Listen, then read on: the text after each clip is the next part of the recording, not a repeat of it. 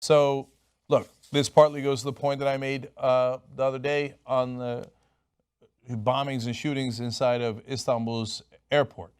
Well, if the Quran tells you that you're not supposed to fight during Ramadan, and ISIS fights during Ramadan, does that make them good Muslims or bad Muslims?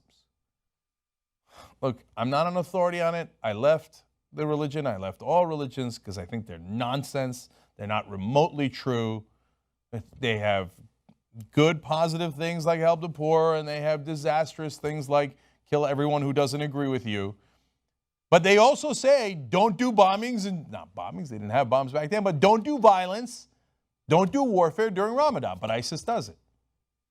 So I want to ask everybody involved here, if you're in the Muslim world, what do you think of ISIS? If they clearly violate the strictures of the Quran, the literal reading of the Quran, the very, very clear explanation in the Quran that you should not do this, does that make them good Muslims or bad Muslims?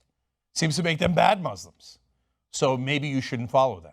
Maybe, and by the way, of course, the overwhelming majority of Muslims don't need to be lectured on that. They know that they're the ones being killed in their bombings.